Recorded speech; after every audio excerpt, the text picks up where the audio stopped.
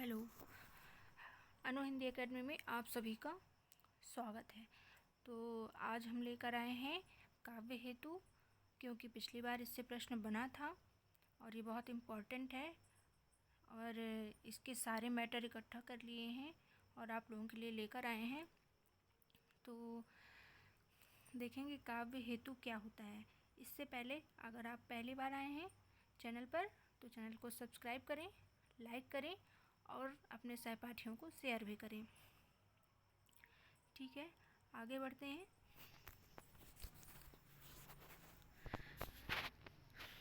काव्य हेतु का अर्थ एवं परिभाषा। काव्य हेतु में काव्य का अर्थ है कविता और हेतु का अर्थ है कारण।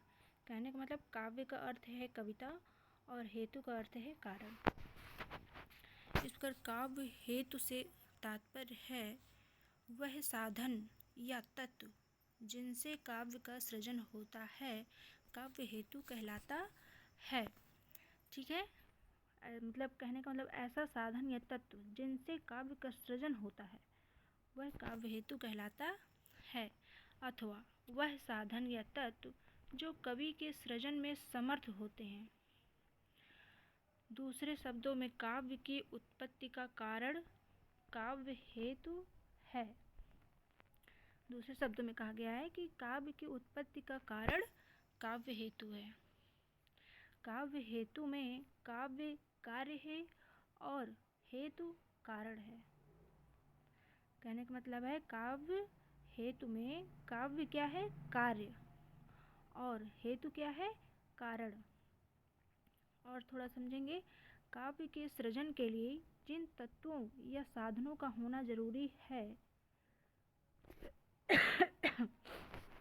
काव्य के सृजन के लिए किन तत्वों या साधनों का होना जरूरी है, काव्य हेतु को काव्य की उत्पत्ति के कारण के रूप में समझा जा सकता है। कहने का मतलब काव्य के सृजन के लिए इन तत्वों और साधनों का होना जरूरी है। ठीक है, आगे देखेंगे। परिभाषा देखेंगे गुलाब राय जी की।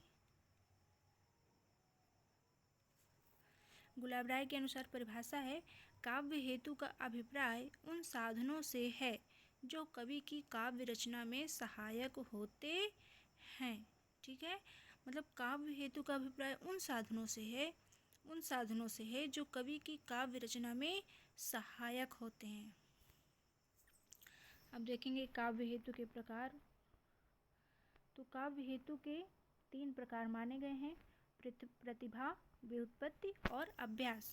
अगला देखेंगे, संस्कृत आचार्यों में काव्य हेतु का निरूपण करने वाले कौन कौन से हैं, हम ये देखेंगे। तो भामह, दंडी, वामन, रुद्रट, आनंदवर्धन, राजशेखर, वाग्भट, मम्मट, हेमचंद, जगन्नाथ आदि लोगों ने काव्य हेतु का निरूपण किया है। अब हिंदी में देखेंगे, हिंदी में काव्य निरूपण करने वाले कवि और आचार्य तो कुलपति मिश्र, भिखारीदास, श्रीपाल, सूरत मिश्र, सोमनाथ, प्रताप शाही तथा आधुनिक आलोचकों में जगन्नाथ प्रसाद भानु और आचार्य रामचंद्र शुक्ल, डॉक्टर नगेंद्र आदि उल्लेखनीय हैं। जैसे देखिए जगन्नाथ प्रसाद भानु हैं, तो जगन्नाथ नाम से कई कवि हैं, तो आपको ध्यान रखना है। जो जैसे कि जगन्नाथ प्रसाद एक हैं, फिर एक जगन्नाथ दास रत्नाकर हैं और एक जगन्नाथ प्रसाद भानु हैं। तो यहाँ पर बात जगन्नाथ प्रसाद भानु की गई है। और अगला देखेंगे,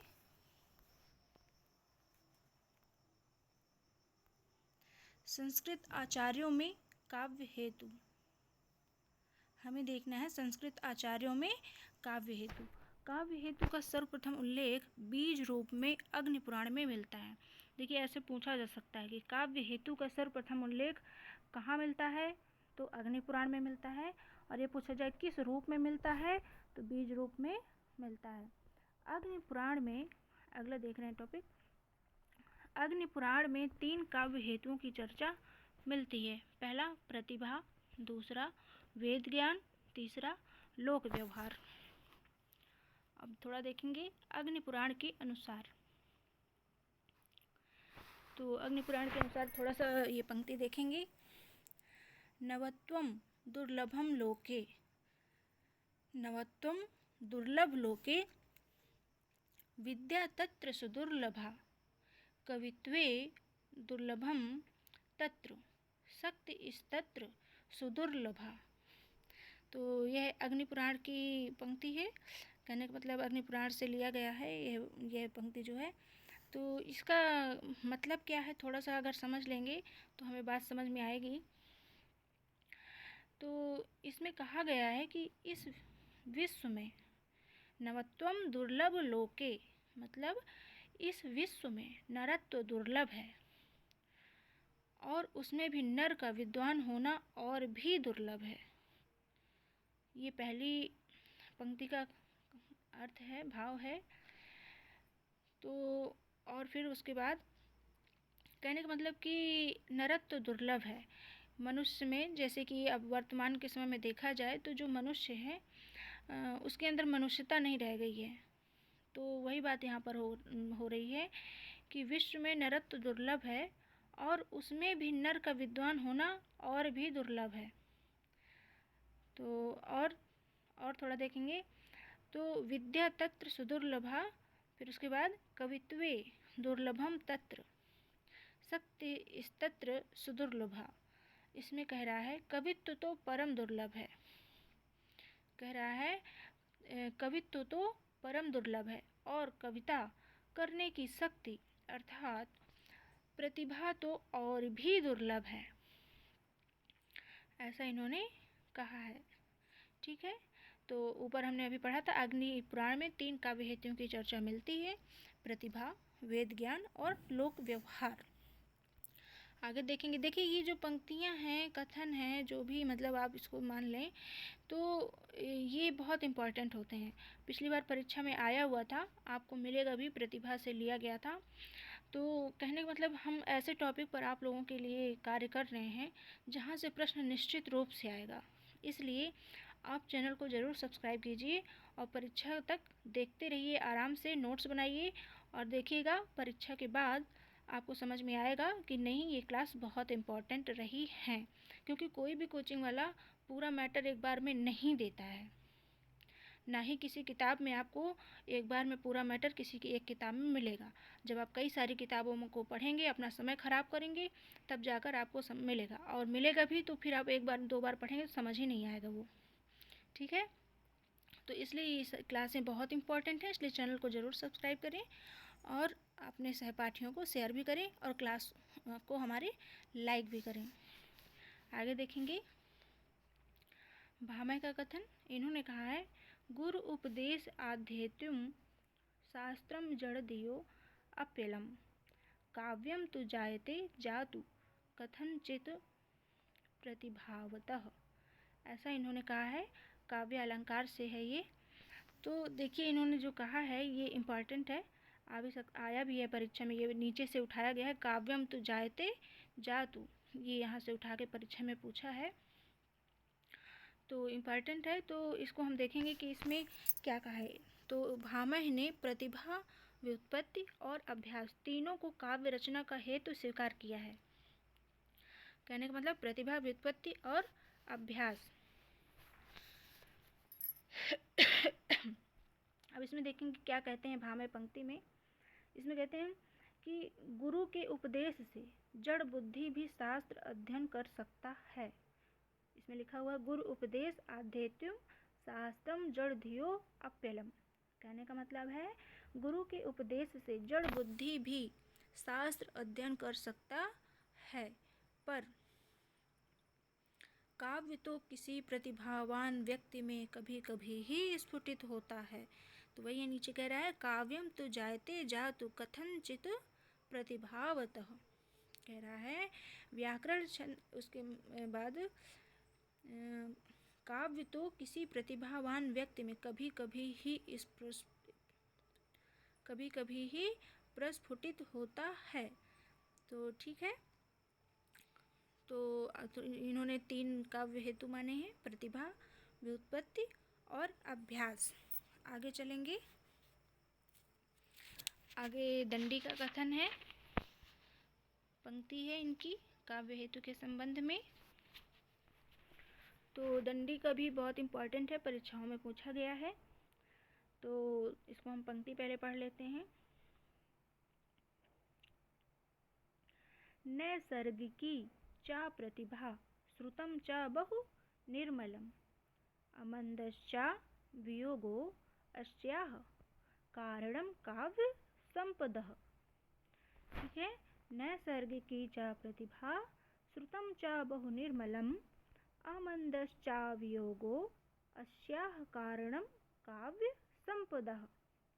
तो दंडी ने प्रतिभा, शास्त्र अध्ययन या खाली अध्ययन ऐसे भी लिखा रहता है, और अभ्यास को काव्य हेतु माना है। देखिए, आपको किताब में मिलेगा प्रतिभा, अध्ययन और अभ्यास, लेकिन अभी हमने ओल्ड प्रश्न का थोड़ा एक देख रहे थे, तो उसमें शास्त्र अध्ययन भी पूछा गया है कि दंडी ने काव्य हेतु के ने ऐसे नहीं पूछा था, शास्त्र अध्ययन को काव्य हेतु किसने माना है, इस तरह से प्रश्न था। उसमें ऑप्शन में दंडी था, तो दंडी को सही माना गया, तो इसलिए हमने शास्त्र अध्ययन को भी इसमें ऐड कर लिया है। तो दंडी ने प्रतिभा, शास्त्र अध्ययन या अध्ययन और अभ्यास को काव्य हेतु माना है। इनके अनुसार प्रतिभा के अभाव में भी अध्ययन और अभ्यास से काव्य रचना संभव है। ठीक है, ये कहना चाह रहे हैं। अब थोड़ा सा इस जो ये पंक्ति है इसका भाव थोड़ा सा समझेंगे कि इसमें क्या कह रहे हैं। ये कह रहे हैं नैसर्गिकी च प्रतिभा श्रुतं च बहु निर्मलम्। कह रहे हैं जन्मजात प्रतिभा, अत्यधिक निर्मल शास्त्रों का ज्ञान तथा अत्यधिक अभ्यास ही काव्य रूपी संपत्ति के कारण हैं। अब देखिए कि दंडी ने प्रतिभा, शास्त्र अध्ययन और अभ्यास इन तीनों को संयुक्त रूप से काव्य हेतु निश्चित किया, परंतु इन्होंने प्रतिभा की अनिवार्यता को स्वीकार नहीं किया है।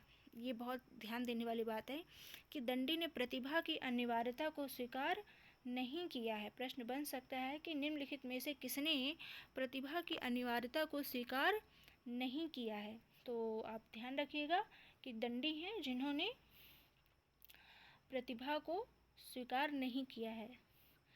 दंडी ने यह भी मान्यता प्रतिपादित की है कि प्रतिभा के अभाव में भी अध्ययन और अभ्यास से काव्य रचना किया जा सकता है। वामन का देखेंगे,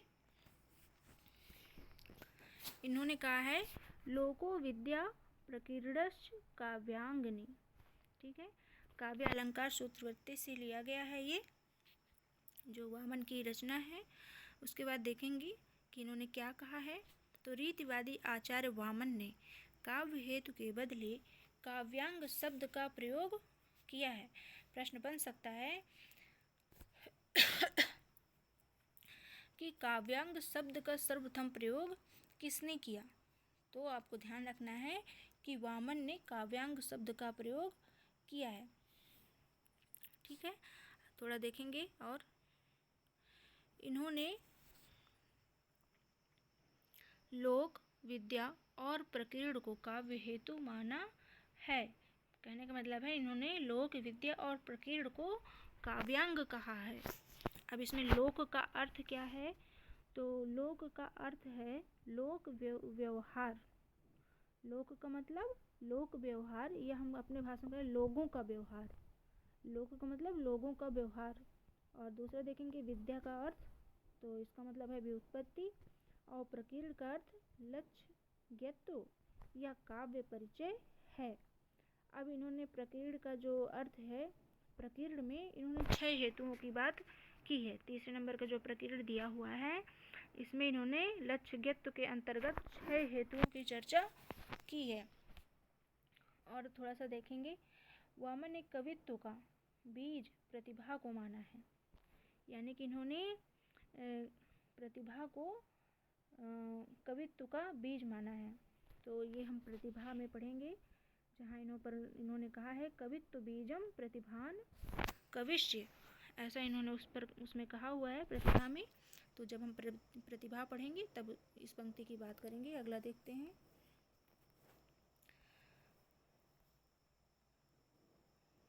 अब देखेंगे हम रुद्रट का। तो इन्होंने क्या कहा है, तस्या सार निरासात सार ग्रहणाश्च चारुणः करणे त्रियमिदं व्याप्रियते शक्तिः व्युत्पत्ति अभ्यासः। ये लिया गया है काव्य अलंकार से। तो देखिए रुद्रट का थोड़ा सा इम्पॉर्टेंट है, कहने का मतलब ये संस्कृत आचार्यों के जितने भी हैं सभी इम्पॉर्टेंट हैं। तो अब थोड़ा देखेंगे। मम्मट, रुद्रट व कुंतक ने भामह की प्रतिभा के स्थान पर शक्ति शब्द का प्रयोग किया है। ये बहुत ही ध्यान देने वाली बात है कि भामह ने प्रतिभा नाम दिया है, लेकिन मम्मट ने, रुद्रट ने और कुंतक ने प्रतिभा की जगह शक्ति शब्द का प्रयोग किया है। यह भी प्रश्न बन चुका है, तो आपको ध्यान रखना है कि ये तीनों लोगों ने शक्ति शब्द का प्रयोग प्रतिभा के लिए किया है। आगे देखेंगे रुद्रट ने क्या कहा। रुद्रट शक्ति, व्युत्पत्ति और अभ्यास तीनों का काव्य निर्माण का हेतु मानते हैं। कहने का मतलब तीनों को काव्य निर्माण का हेतु मानते हैं। अब यहाँ पर देखिए शक्ति शब्द का प्रयोग है, तो इसको आप प्रतिभा समझिएगा कि शक्ति को प्रतिभा कहा गया है, यानी कि प्रतिभा को शक्ति और शक्ति को प्रतिभा, ऐसा अलग अलग लोगों ने नाम से प्रयोग किया है, लेकिन है एक ही चीज़। तो इसलिए यहाँ पर रुद्रट के अनुसार पूछे तो शक्ति, व्युत्पत्ति और अभ्यास तीनों काव्य हेतु माने हैं इन्होंने। और रुद्रट ने प्रतिभा के दो भेद माने हैं, सहजा और उत्पाद्या, पूछा जा सकता है। तो आप इसको ध्यान रखिएगा कि रुद्रट ने प्रतिभा के दो भेद माने हैं, सहजा और उत्पाद्या। सहजा क्या है, जन्मजात प्रतिभा, यह काव्य का मूल तत्व है। और उत्पाद्य क्या है, सहजा का संस्कार करने वाली प्रतिभा। अब थोड़ा सा अगर हम इसमें देखें कि इन्होंने क्या कहा है, तो इन्होंने कहा है काव्य में असार वस्तु को दूर करने, सार ग्रहण करने तथा चारुता लाने के कारण शक्ति, व्युत्पत्ति और अभ्यास तीनों काव्य में स्थान पाते हैं। नीचे लिखा हुआ ना, त्रियमिदं व्याप्रियते शक्ति व्युत्पत्ति अभ्यासः। ऐसा इन्होंने कह रहे हैं कि चारुता लाने के कारण शक्ति, व्युत्पत्ति और अभ्यास तीनों काव्य में स्थान पाते हैं। तो ऐसा कहा है रुद्रट ने। आगे देखते हैं आनंदवर्धन ने काव्य हेतु के संबंध में क्या कहा है, ये भी समझते हैं थोड़ा। तो इन्होंने कहा है अनेन आनत्य मायाति कवीनाम प्रतिभा गुणः। अब ये ध्वन्यालोक से है। और दूसरा है न काव्यार्थ विरामो अस्ति स्यात् प्रतिभा गुणः। और सत्स्वपि पुरातन कवि प्रबंधेषु यत् स्यात् प्रतिभा गुणः तस्मै स्तुष्यति न किंचिदेव वस्तुस्ति। ये ध्वन्यालोक से है। तो इन्होंने कहा है, आनंदवर्धन ने प्रतिभा को महनीय मतलब महान बताते हुए लिखा है कि प्रतिभा विहीन व्यक्ति कुछ नहीं कर सकता। प्रतिभाशाली कवि के पास विषय वस्तु का अभाव नहीं होता है, वह प्राचीन विषयों में नवीनता का रंग भरने में कुशल होता है। ठीक है, तो आगे देखते हैं राजशेखर का। इन्होंने क्या कहा है, प्रतिभा व्युत्पत्ति मिथः समवेते श्रेयस्यौ इति ययावरीयः। प्रतिभा व्युत्पत्ति मांश्च कवि ऋत्युच्यते। काव्य मीमांसा से है, जो राजशेखर की रचना है। इसमें देखेंगे इन्होंने क्या कहा है। तो इन दोनों के आधार पर ही कवियों की दो कोटियाँ होती हैं। ठीक है, अब वो दोनों कौन हैं, प्रतिभा और व्युत्पत्ति। ठीक है, तो इन दोनों के आधार पर ही कवियों की दो कोटियाँ होती हैं, काव्य कवि और शास्त्र कवि। राजशेखर ने प्रतिभा के दो भेद माने हैं, कारित्री प्रतिभा और भावित्री प्रतिभा। देखिए अभी हमने थोड़ी देर पहले पढ़ा था कि प्रतिभा के दो भेद, सहजा और उत्पाद्या। ये भी आपको ध्यान रखना है कि रोजट ने माने हैं और कारित्री प्रतिभा और भावित्री प्रतिभा राजशेखर ने माने हैं।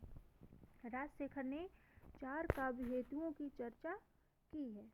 कौन सा? पहला व्युत्पत्ति, प्रतिभा, व्युत्पत्ति, अभ्यास और समाधि। ये आपको विशेष रूप से ध्यान रखना है कि राजशेखर ने 4 काव्य हेतुओं की चर्चा की है, क्योंकि अधिकतर लोगों ने 3 काव्य हेतुओं की चर्चा की है और इन्होंने 4 एक और बताया है, समाधि। ठीक है, समाधि नामक काव्य हेतु को जोड़ करके 4 काव्य हेतुओं की चर्चा राजशेखर ने की है। ठीक है, अब थोड़ा आगे चलते हैं।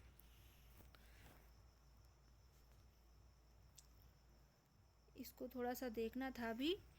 प्रतिभा व्युत्पत्ति मिथा समवेते श्रेयस्यौ इति यावरीयः। प्रतिभा व्युत्पत्तिमाश्च कवि कविरित्युच्यते। इसमें कहा गया है प्रतिभा और व्युत्पत्ति दोनों, ऊपर लिखा है ना, प्रतिभा व्युत्पत्ति मिथः समवेते। तो कहने का मतलब है प्रतिभा और व्युत्पत्ति दोनों समवेत रूप से, फिर उसके बाद श्रेयस्यौ इति ययावरीयः लिखा हुआ है, तो समवेत रूप से श्रेयस्कर है। फिर उसके बाद प्रतिभा व्युत्पत्ति मांश कवि कविरिच्यते। ठीक है, तो फिर क्या है, प्रतिभा और व्युत्पत्ति के कारण ही कोई कवि बन पाता है। यहाँ पे लिखा हुआ है ना, प्रतिभा व्युत्पत्ति मांश कवि कविरित्युच्यते। ठीक है, अब अगला देखेंगे कि इस संबंध में मम्मट ने क्या कहा है। तो शक्ति निपुणता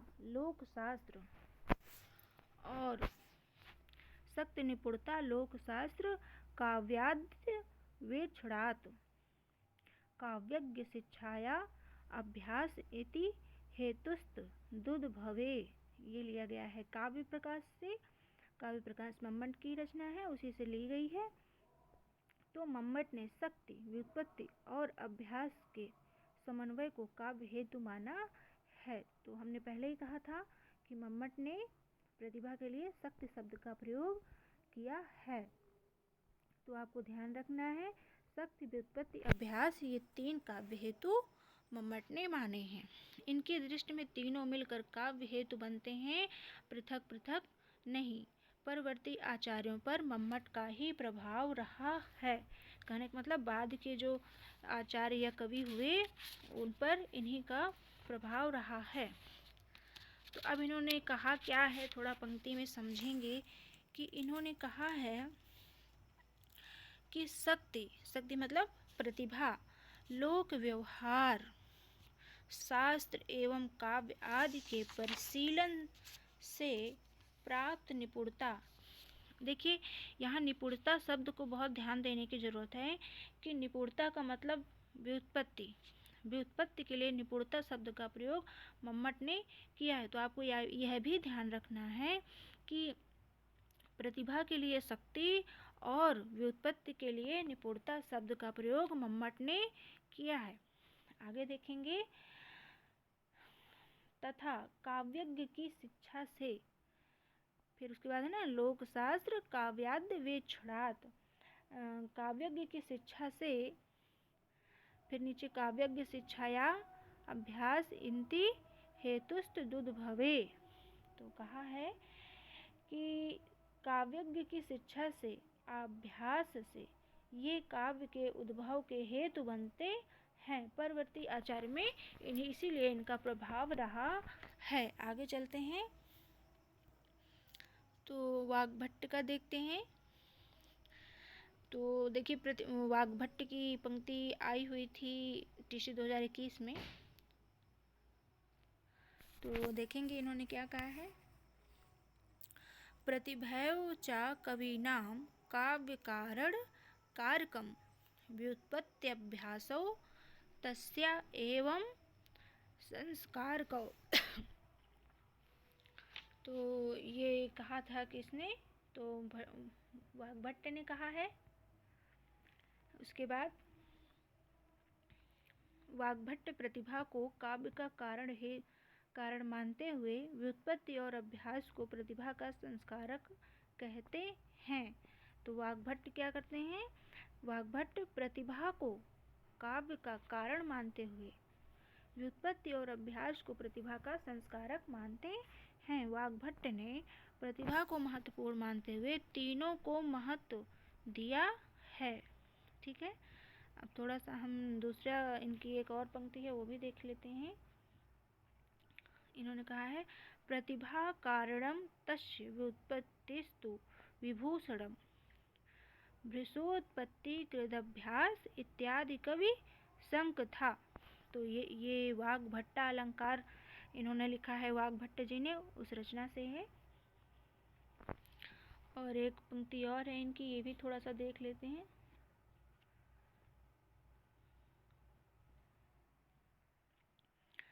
प्रसन्न पद नव्यार्थ युक्तिद बोध विधायिनी स्फुरंती सत्कवे बुद्धि प्रतिभा सर्वतोमुखी। तो यही वाली पंक्ति टीजीटी में आई थी 2021 में।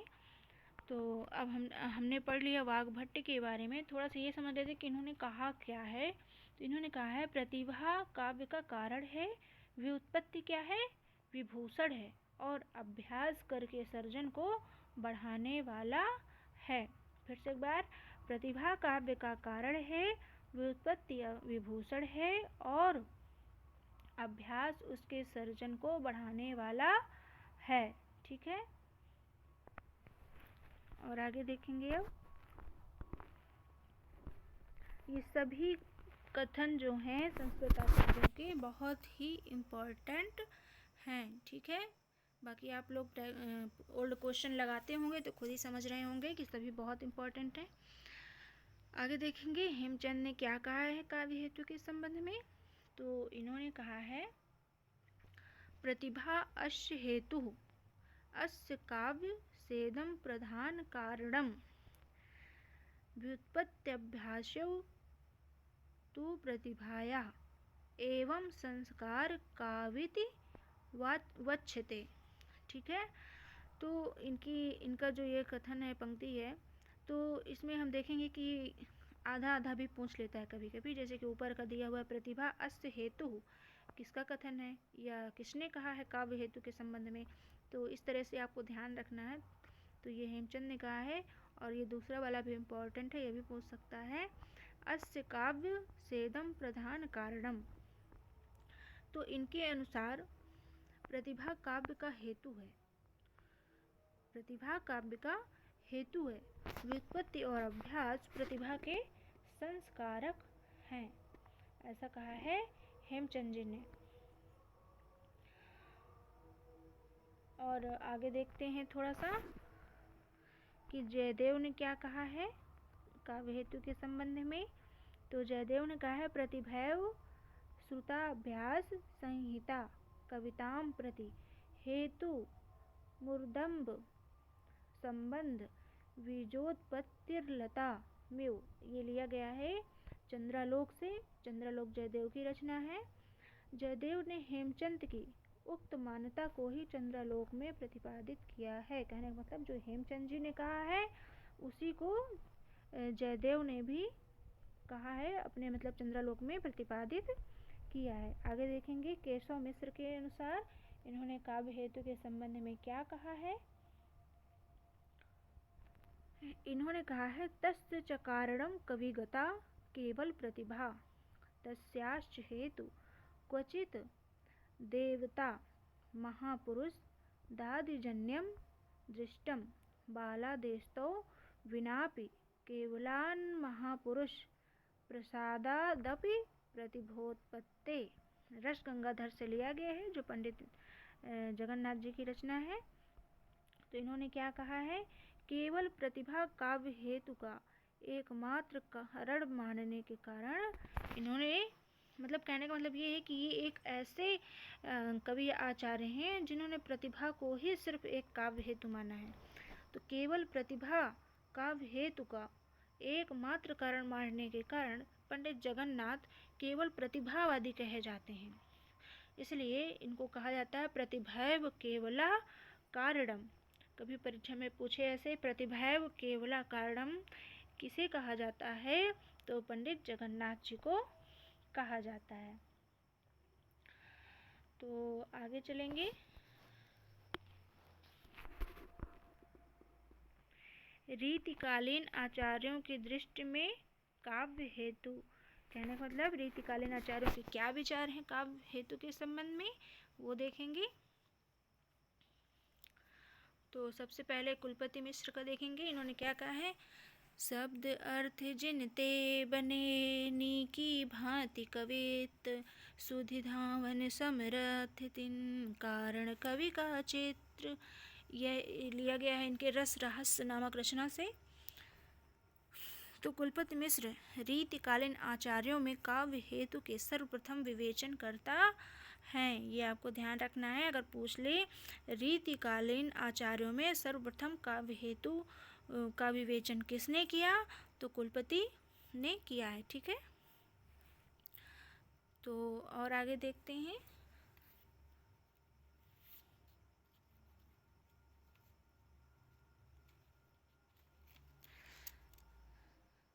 सूरत मिश्र हैं अगले, थोड़ा सा और समझते हैं।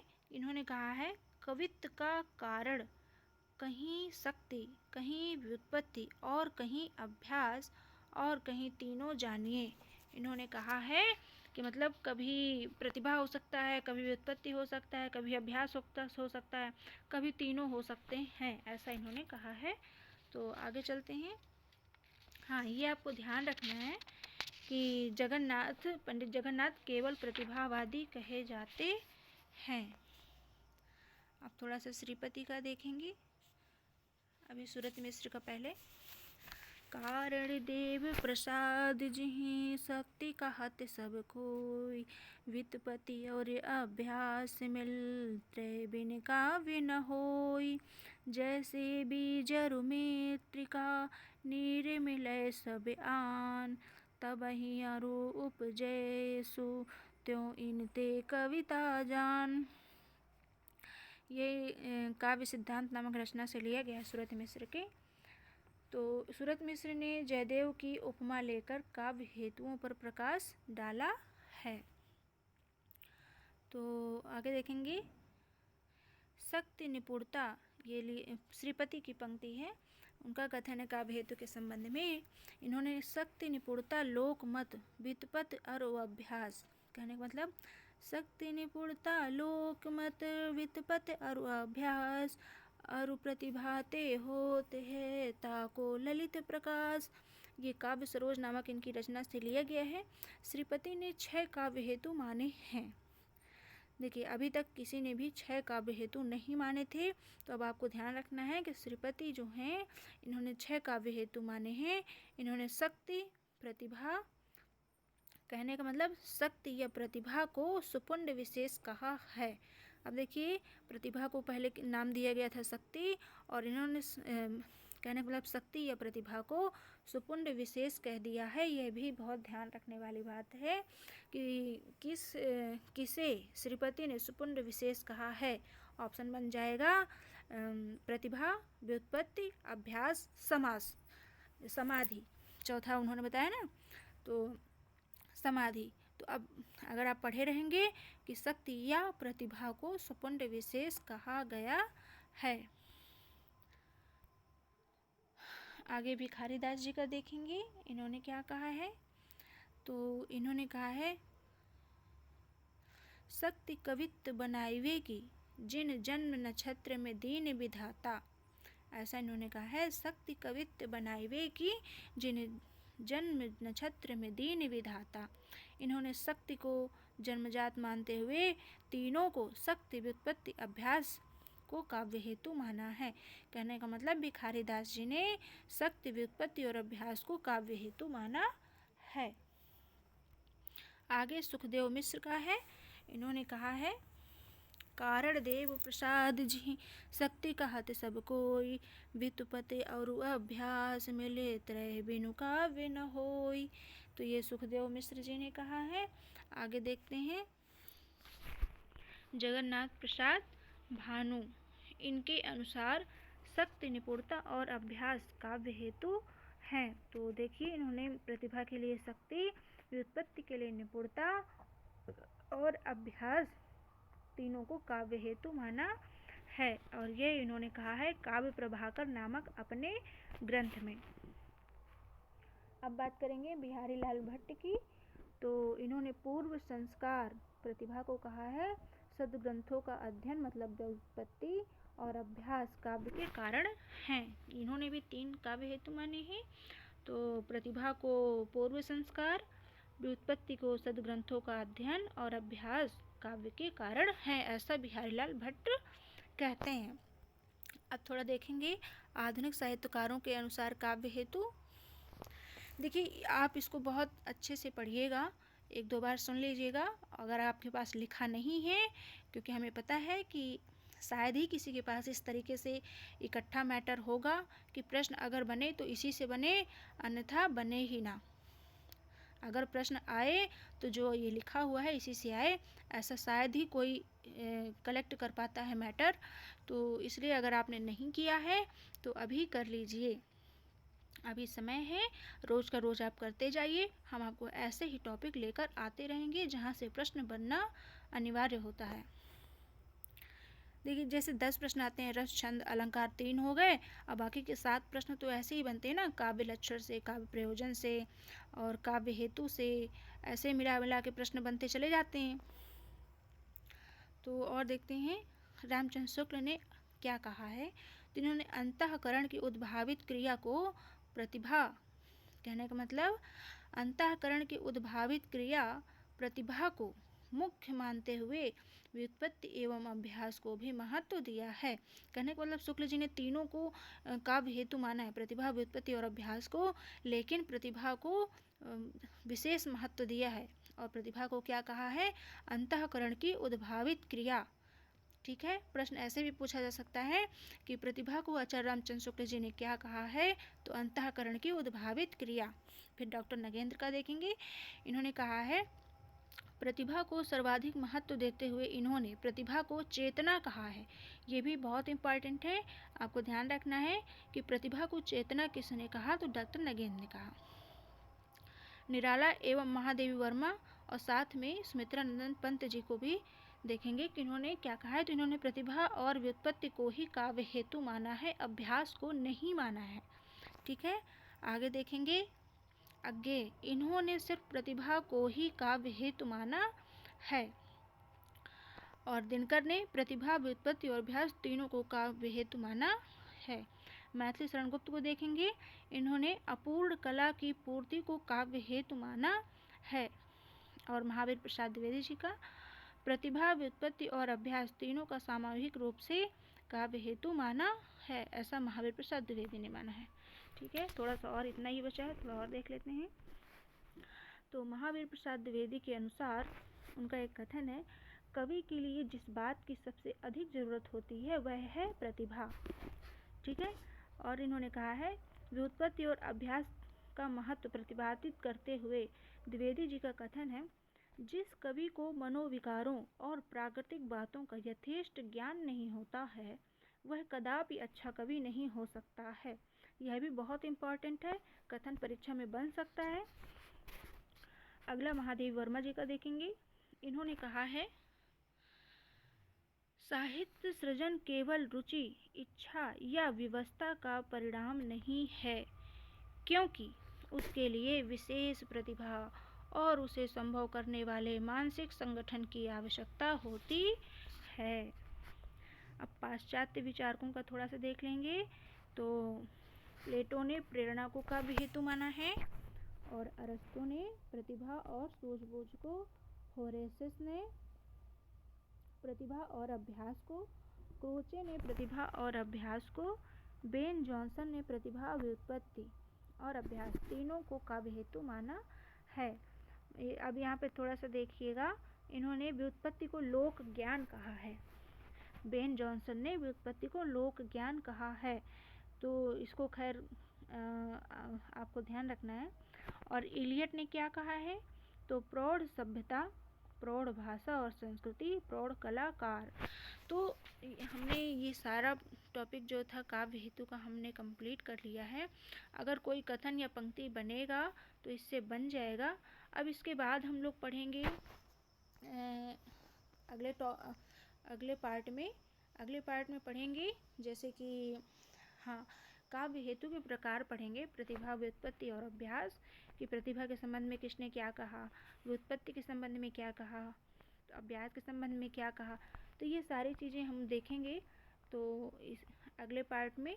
तो अगर आप देखना चाहते हैं तो चैनल को सब्सक्राइब ज़रूर करें, और अगर आप चैनल सब्सक्राइब किए हुए हैं तो लाइक करें और शेयर भी करें अपने सहपाठियों को। ठीक है, मिलते हैं नेक्स्ट क्लास में।